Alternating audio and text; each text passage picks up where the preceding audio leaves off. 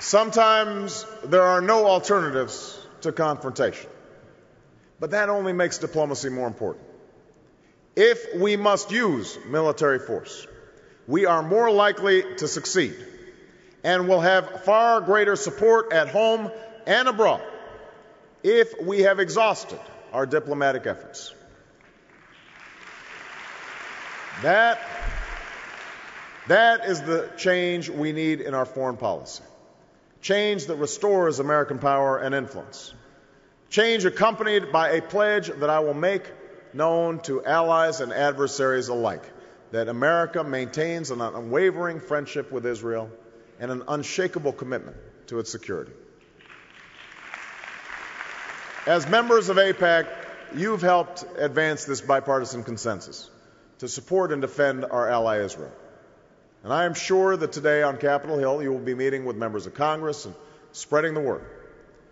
But we are here because of more than policy.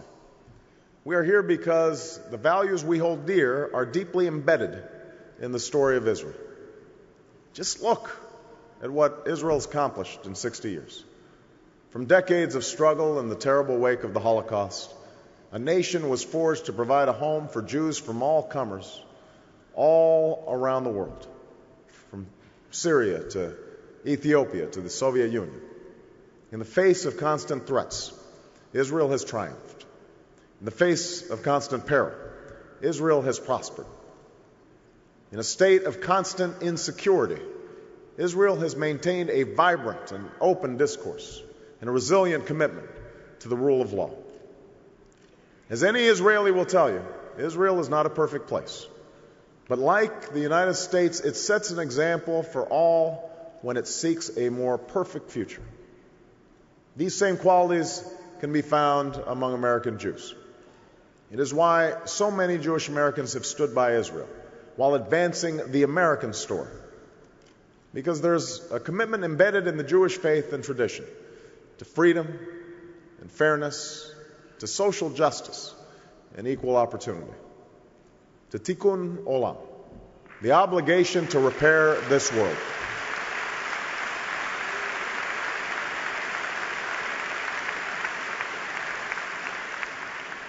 I will never forget that I would not be standing here today if it weren't for the commitment that was made not only in the African American community, but also in the Jewish American community, and the great social movements in our country's history. Jewish and African Americans have stood shoulder to shoulder. They took buses down south together. They marched together.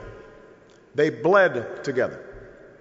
And Jewish Americans like Andrew Goodman and Michael Schwerner were willing to die alongside a black man, James Chaney, on behalf of freedom and on behalf of equality. Their legacy is our inheritance. We must not allow the relationship between Jews and African Americans to suffer. This is a bond that must be strengthened. Together we can rededicate ourselves to end prejudice and combat hatred in all its forms. Together we can renew our commitment to justice. Together we can join our voices together, and in doing so, even the mightiest of walls fall down. That work must include a shared commitment to Israel. You and I know we must do more than stand still. Now is the time to be vigilant in facing down every foe, just as we move forward in seeking a future of peace for the children of Israel and for all children.